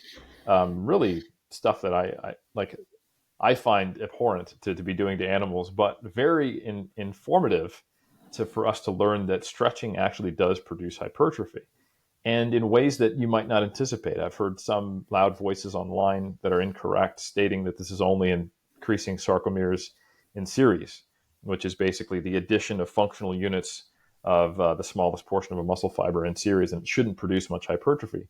But the massive increases in muscle thickness and cross-sectional area that we can verify are actually occurring because they're actually dissecting these cadavers of animals and measuring it is pretty wild. And this is really interesting from our understanding of the way tension is sensed and hypertrophy responds, because it tells us that there doesn't need to be an active contraction going on necessarily. And this has even occurred in de-innervated muscle tissue in an animal model, showing that it really is absolutely like you don't have to be recruiting the muscle. So it means that the mechanosensors, the protein structures in muscles at the fiber level that are sensing stretch or tension, lead to hypertrophy signaling and can do so even when they're not actively contracting, so that this is something that can occur across fibers. So not only is that really, really intriguing and informative just for our understanding of how we adapt to resistance training, but it's also just kind of cool. And when people throw out, oh, it's all just mechanical tension anyway, you have to ask them, well, what does that really mean? What mechanosensors are being activated by these different like stimuli, and is all mechanical tension the same? And the answer is probably not. So I think that's really cool, and I was inspired to replicate on my own in a single study design, aka on my own calves, for 12 weeks, in which we're working on a case study of doing this on both my calves. So we just used a model where I'm stretching both calves, not one like Warnicki did, but I looked at my habitual rate of change in various indices of muscle morphology in my calves for 4 weeks. And then I did 12 weeks of stretching. And then we looked at a period afterwards where I brought the stretching implement out. And the idea is just trying to determine whether it was a redundant stimulus, or it was a complementary stimulus, or was I going to tear my Achilles tendon and die? Fortunately, the latter thing did not happen. I am still alive today. Did not tear my Achilles. And our preliminary data indicates that despite the fact that I was doing like 20 sets of calf training, mostly to failure, I did get a little bump in terms of hypertrophy from adding in the stretch stimulus. So maybe it could just be, hey, I could have benefited from doing 30 sets. Who knows? But it's quite interesting. Now, the downside to this is that these extreme stretching protocols are extremely time intensive. To get these, kind of 10%, 15% increases in muscle thickness that have been observed, for one, almost exclusively in, I wouldn't say they're untrained populations, but recreationally trained populations who have not done calf training. It requires an hour per day of stretching. We haven't really explored lower, durations of that with the kind of consistency that I'd be confident in saying that you could get the same thing out of 15 minutes, but it is probably dose dependent. But to get a comparable response to doing what would take you about 30 minutes per week, takes 7 hours per week of stretching. And that was one of Warnicke's studies where they did, I want to say it was like 4x15 calf raises 3 times a week to failure. And I'm close, but I might be a little bit off. I don't have the study in front of me. Or an hour per day stretching your calf. And again, that's an hour per calf. So 7 hours versus at most like 45 minutes to get the same outcome. I don't think it's something that would be applied in most general, population. I'm interested in hypertrophy settings. Psychotic bodybuilders like myself, absolutely, I'll try it out. But I think that is a limited application for sure. Did you look at fascicle length, by the way? We do have some measurements of fascicle length, but I think it's hard to measure even with ultrasound, So we have some measures of it. I'm not entirely confident in their reliability, but that is difficult to measure with ultrasound well, I think. But yeah, you can look at it. And another thing that people need to be aware of is that when you're looking at fascicle length, what is actually changing? Some people will infer fascicle length changes to mean the addition of sarcomeres and series, when there is some data to suggest that it's actually just a change in the resting length of sarcomeres that they sit at, like what position do they hang out at. So I think that's an important distinction. You shouldn't make claims about sarcomeres and series based upon fascicle length. Just saying, hey, fascicle length changed, but the fascicle can be longer with no addition of sarcomeres and series if there's a change in the resting overlap in those sarcomeres. The pennation angle change, or is this still unpublished so you can't discuss it? Still unpublished. The main findings we got was that there was an increase in overall like triceps surae muscle thickness. Also, my isometric calf strength increased pretty substantially, and at a greater rate than when I was just doing my regular training. And I also saw a big difference in my knee to wall test. So, and that's hung around. I haven't continued with the orthotic device stretching, but I do now in my calf training. I pause for 3 seconds on each rep. And then when I finish the set, I hang out for like 10 seconds. And I do some just regular old static stretching on myself. And now I have to use smaller than a 20 kilo diameter plate when I do RDLs because I hit the ground, because I have more dorsiflexion. When I do leg press, I can put my feet right at the bottom of the leg press and keep my heels in contact with it. And squats, high bar, ATG with flat foot, no problem. And those were not things I could do before. So that is kind of a little added side benefit. So yeah. I'm glad that you mentioned that. That was the segue. I realized I was asking you about isometrics and your calf experiment at the same time. And really it was a stretching experiment, but obviously within stretching, we can use loaded stretching. And I think being practical, people aren't going to go out and get an orthotic that lets them stretch their calves and then wear it for several hours a day. And being pragmatic, just holding the stretch position of an exercise at the end of the final rep is going to be much more doable, and also works really nicely with many exercises, in particular calf exercises, certain back exercises like pull downs and pull-ups and so on. Moving on from isometrics to dynamic actions, it might make sense to just circle back to range of motion, which you mentioned earlier. Hmm. And obviously, this is very relevant to hypertrophy and also to the specific architectural adaptations that you get in the muscle tendon unit, too, in terms of things like the number of sarcomeres there are in series and so on. And I know that you've also been dabbling with partials in your training. So tell us a bit about some of the research showing beneficial effects of doing partials at relatively long muscle lengths. Yeah, I think before we dive right into the idea of doing partials at long muscle lengths, that we just want to discuss that it's very clearly found that training at long muscle lengths seems to enhance hypertrophy. And this has been shown in various different designs. So, for example, Mao and colleagues have made the independent variable um, that they're like looking at same range of motion about the knee at least, but manipulating the length of the muscle. So comparing a seated hamstring curl versus a lying hamstring curl, for example, and seeing that the hamstring groups all grew significantly more when doing a seated leg curl, which basically puts you in a seated, like a sit and reach test like you do in high school. While the sartorius, for example, grew more in the lying hamstring curl, which is a weak knee flexor, and that muscle actually it's like a strap-like muscle that goes around your body, so it attaches on the front of the hip. So it's more stretched when you're lying, and the hamstrings group more stretched when you're seated. And it follows a very predictable pattern where when you're doing resistance training and the muscle is at a longer length, even though the range of motion about the joint is the same, you see greater hypertrophy. And then we also have, to corroborate this, kind of going back to isometric muscle actions, we see anytime you're, like you said, anytime you're doing isometric muscle actions at longer muscle lengths, they produce greater hypertrophy than you do them at shorter lengths. Those are two pathways where we're seeing no difference in range of motion because there is no range of motion in isometrics, or there is the same range of motion, but we're manipulating the version of the exercise and we're seeing greater hypertrophy when trained at a longer muscle length. So the next evolution of that question is, all right, well, what if I just spend all my time when performing an exercise at a longer muscle length?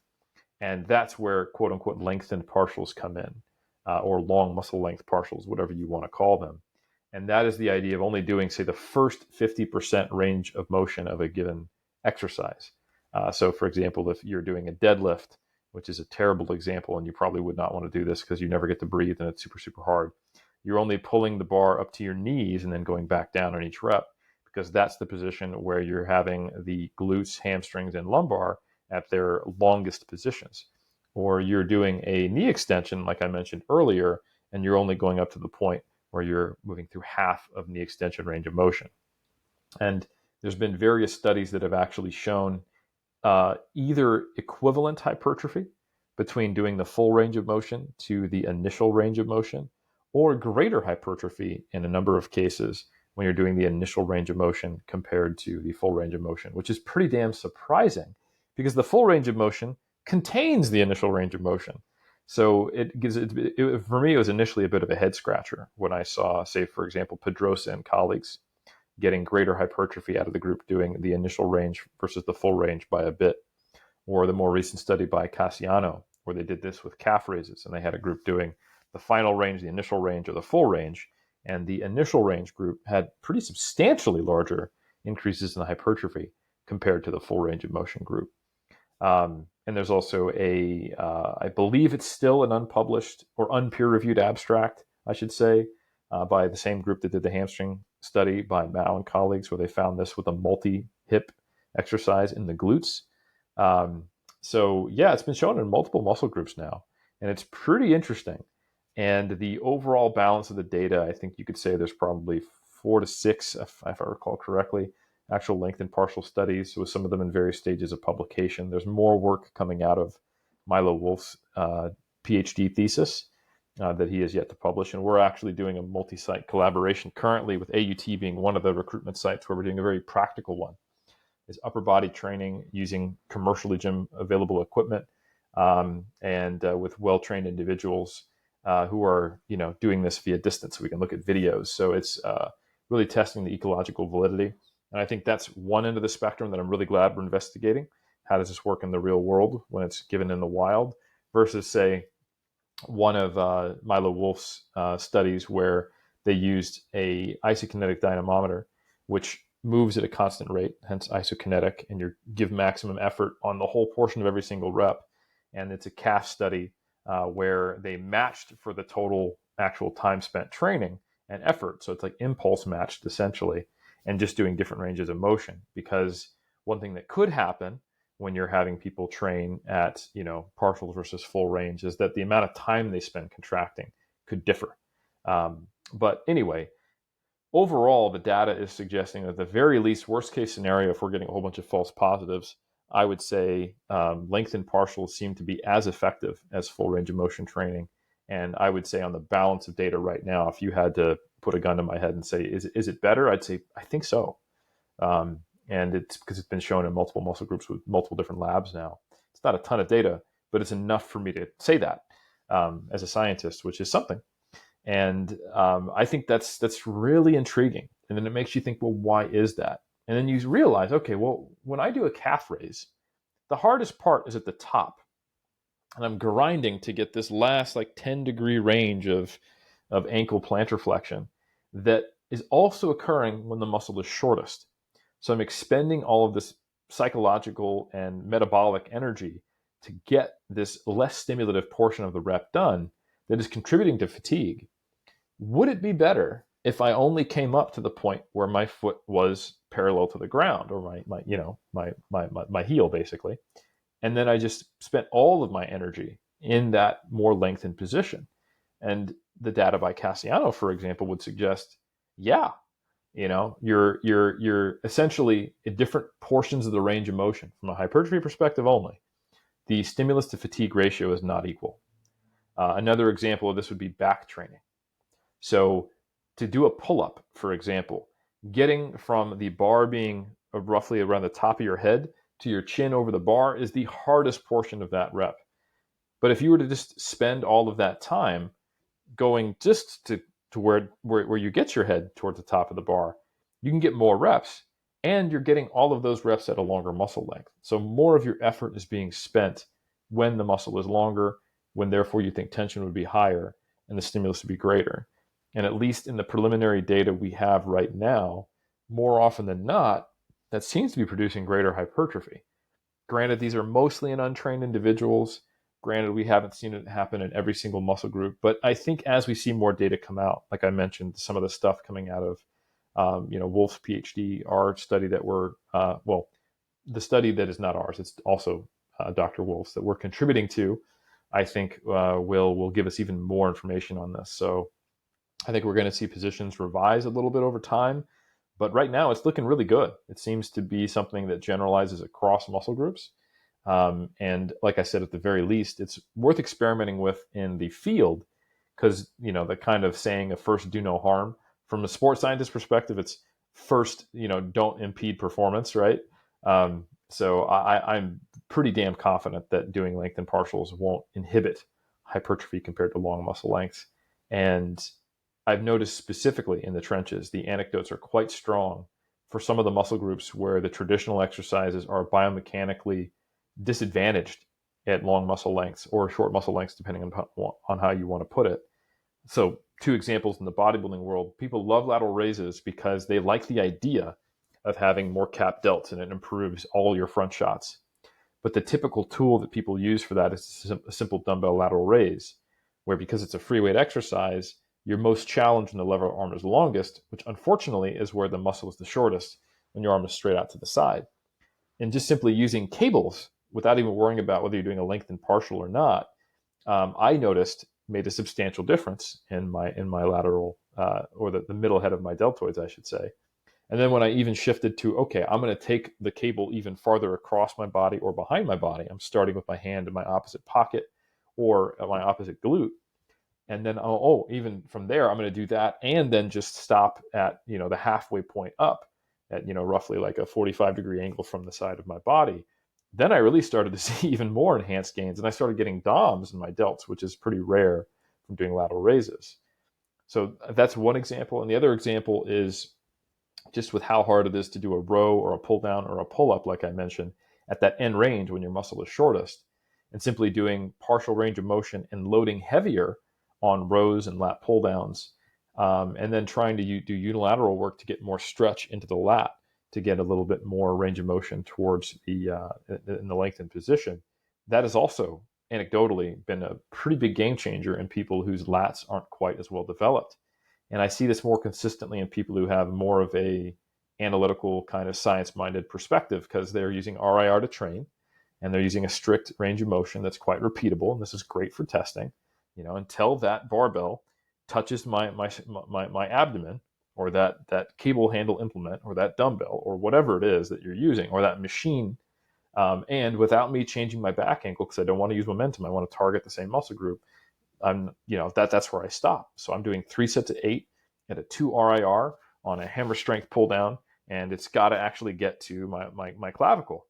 When in reality, like, they could probably get another 10 reps doing, 2/3 or half of that range of motion, because they're biomechanically disadvantaged. And it's so hard at the bottom, but that's also when the exercise is least challenging for the given muscle groups. And when you take those people and they start training differently, and they start applying some of these concepts to it, I've seen dramatic changes in their back. I've seen it personally, where my lats grew a lot from my last contest season to this season, with the big change being that in 2022, before I competed, I was using a lot of these strategies.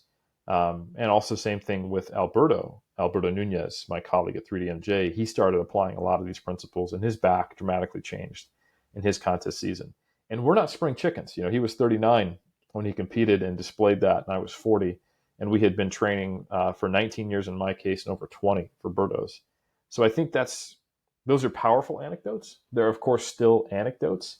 But when you combine that with the mechanistic understanding, not sure if I'd call it mechanistic, or at least the underpinning of knowing that long muscle length training generally, not necessarily lengthened partials, seems to enhance hypertrophy, it all does start pointing to, oh, that makes sense why these lengthened partials could potentially be beneficial. So yeah, more research to be done for sure, but at the very least, I think the take home is that people should be evaluating the efficacy of different exercises when they're selecting them for hypertrophy, as to whether or not they challenge the target muscle group when that muscle group is at a longer muscle length. And when the exercise does not do that, then they need to consider, is that the greatest exercise for that given muscle? So, that's why I'm not, say, a huge fan of, say, deadlifts for back development, but I think they're great for, say, hamstrings or glutes, assuming you're actually performing the eccentric and not letting, gravity do it for you. Despite the fact that many people in the bodybuilding community just love deadlifts, because they just think that's what gives them that look. So I think, some of the peak contraction training, for example, doesn't make a lot of sense. But also you see some people who naturally gravitated in the bodybuilding world towards long muscle length training. If you watch, say, Ronnie Coleman do pressing.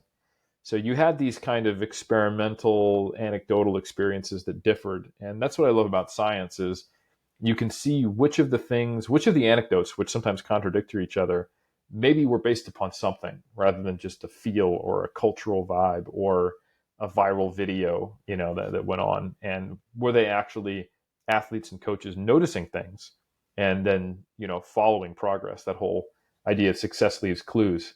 Success also leaves red herrings, So I think science is really useful in refining some of the anecdotal experiences and practices, and then acting in kind of this feed forward and feed backward mechanism, where they can work together with coaches, sports scientists, to keep making practice better and better, and taking things in the trenches to the lab, and vice versa. Again, very comprehensive answer that covered a lot of ground. And I'm glad that you mentioned a few things. One of them is just that when you do these types of length and partials, it's helpful to have a reference point.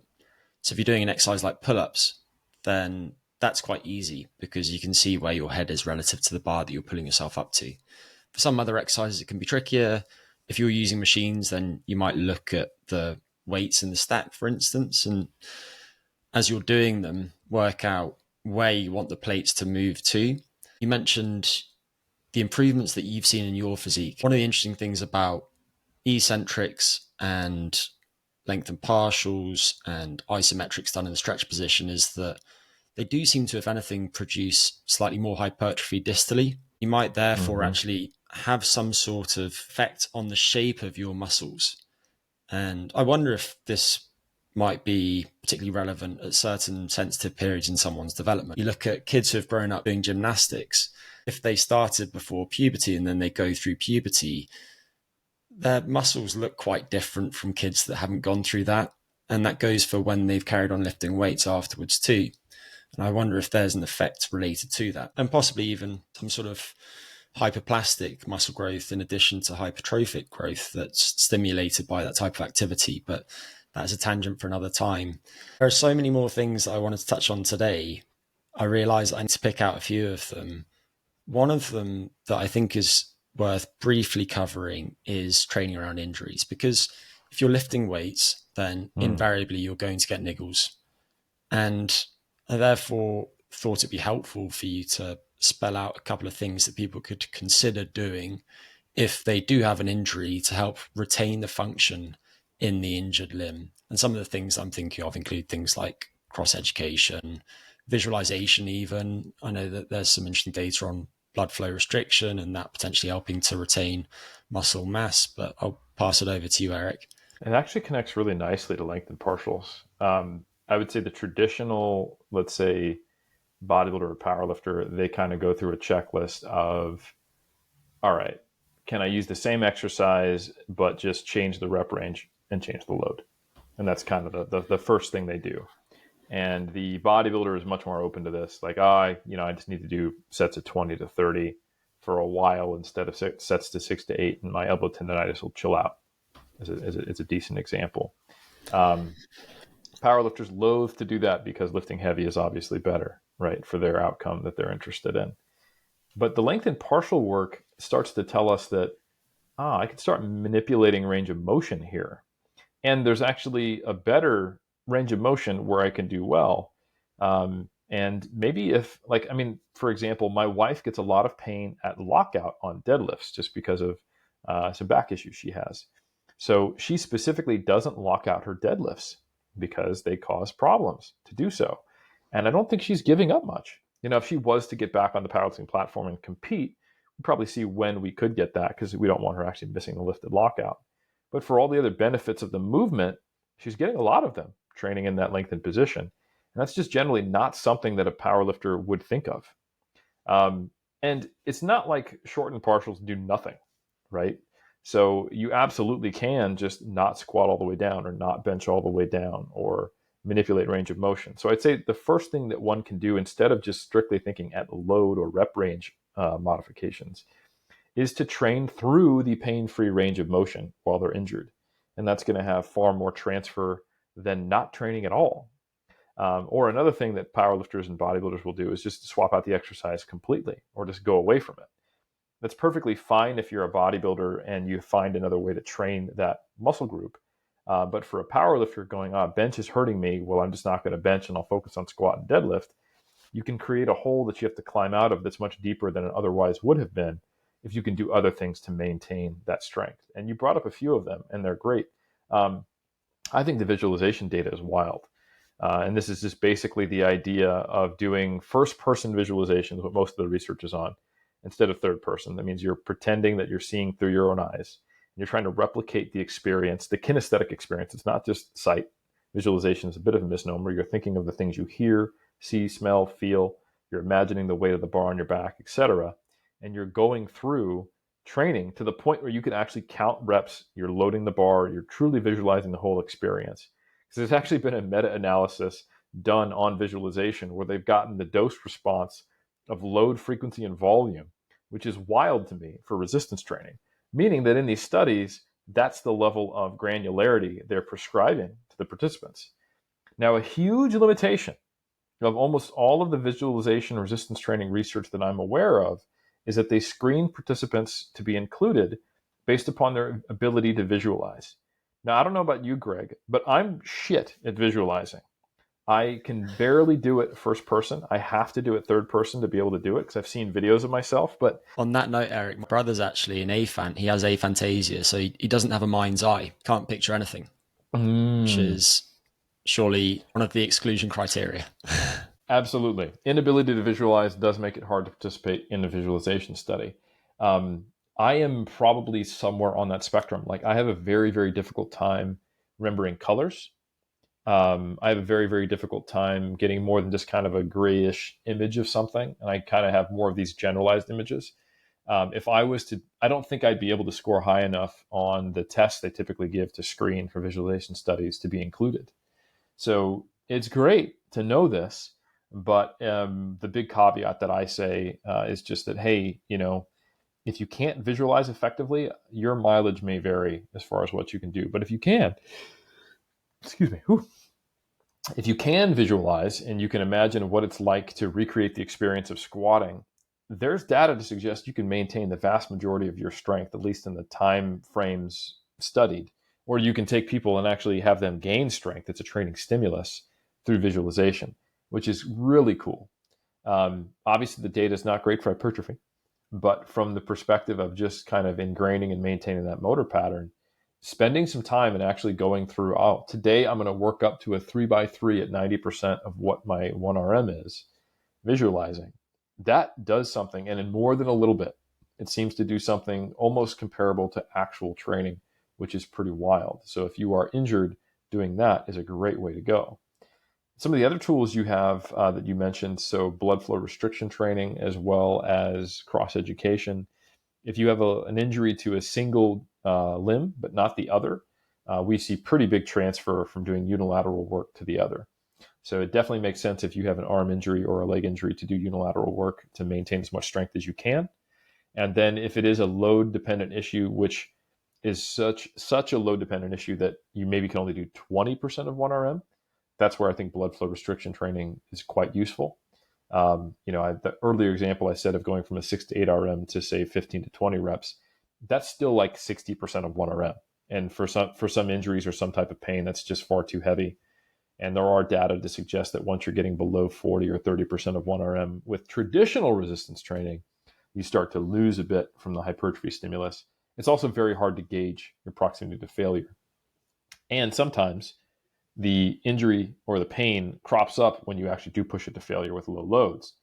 But the data on even sub-failure blood flow restriction training, where you're using typical and practical settings, you're using like one of the BFR bands, which you could buy online. You can just Google that. It's basically just an elastic strap about the width of a wrist strap connected to a plastic buckle that can loop through. And what you're doing is you're creating a tightness of about 7 out of 10, wrapped at the proximal portion of your arm or leg, so basically at the groin or at the armpit and nowhere else.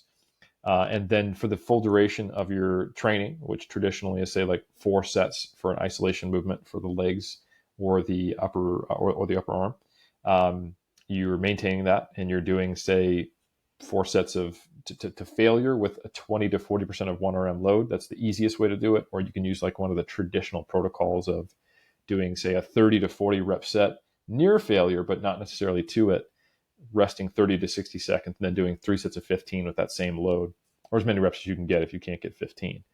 And even when that is submaximal, as far as not to failure, that seems to produce equivalent hypertrophy to a traditional heavy resistance training with 70% of 1RM or higher in a matched number of sets to failure. So that's really interesting because it allows you to use these much lighter loads. And the whole idea is that it is not fully occluding the limb, but it is restricting venous outflow while preventing arterial inflow. And I might have just dyslexified that. But the idea is that it's producing some pooling in the muscle where the metabolic clearance is not happening, so that you're getting fatigue earlier and you're still getting all the autocrine, paracrine signaling, and you're essentially getting motor units that are getting recruited earlier because fatigue is happening faster. And theoretically, what we think is going on is you're just essentially mimicking what would happen by generating fatigue at an earlier point. So it's a lot harder to do, say, a 20% of 1RM traditional resistance training set and go to true failure. And it's probably more akin to cardio when you're getting failure due to discomfort. But when you can vastly accelerate that failure process by creating a slightly hypoxic environment, and not allowing that metabolic byproducts to escape the area, now you can get sometimes only 2/3 or half of the reps you otherwise would without the cuff. Now all of a sudden that loading zone is as effective as heavier, and you get the benefit of not putting as much strain on the joint. So those are some of the tools. But a bigger thing, I think, is just to realize that injury is something that is bound to occur, and it is more about how you respond to it and what you focus on that you can do, rather than getting really bogged down and dwelling on what you can't do, and treating with the same kind of athletic zeal that you would your ideal training program, your response to that, and really taking it just as seriously. Because there's a lot of data specifically on, say, athletic identity, where injury is much more of a catastrophe and much more of a negative life event for people who really only have a narrow self-identity as an athlete. So if I can't train, who am I? If I'm not good at my sport, do I have value or worth? And I think it's very important for people to think about the psychological side of injury, and for coaches to help their athletes through these periods, because it can be quite devastating, especially in younger athletes when they don't have a huge concept of self developed quite yet. It might be their primary social outlet as well, and that's true of adults many times. So injury is a pretty big deal. For athletes, it can be career ending in terms of actually financial income, if that's what they have as their skill in life. So the narratives that can be attached to the injury can be quite devastating. They can sometimes be a much larger threat to the athlete than the injury itself. If you look at, I've always think about this, like, how does an animal respond to injury? They just do what they can, and then they limp and they heal. Like, they're in pain, but they're not suffering any more than the pain would generate. Humans tend to suffer a whole lot more because create cognitive narratives and stories around, what does this injury mean? Who am I now? Do I have value? Do I have worth? Will this end my career? The things that haven't happened yet, that could happen, are creating stress, drama, and strife in our lives. So I think a huge component of injury management and training around it is the psychological side of it, and getting a support network, focusing on gratitude, doing some mindfulness techniques, and just sitting with what is true. What do I know for sure? And let me not spend so much time in the future or the what ifs, and just focus on what I can do now, what I might not, but rather than what I might not be able to do in the future. Very well said. And I'm glad that you mentioned the psychology, because I think that's so important and often under discussed. And I think mindset really matters. And separately, I'll probably do an episode or a series of episodes on both the importance of a growth mindset, but also a stress is enhancing mindset.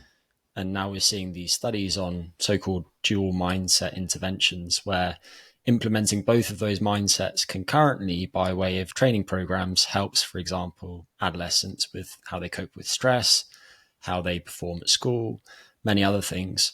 And I'm sure it will help adults too. But we're nearly at time, Eric. Do you have a few minutes for some rapid fire questions? It's all good, man. Are you to Captain America what Clark Kent is to Superman?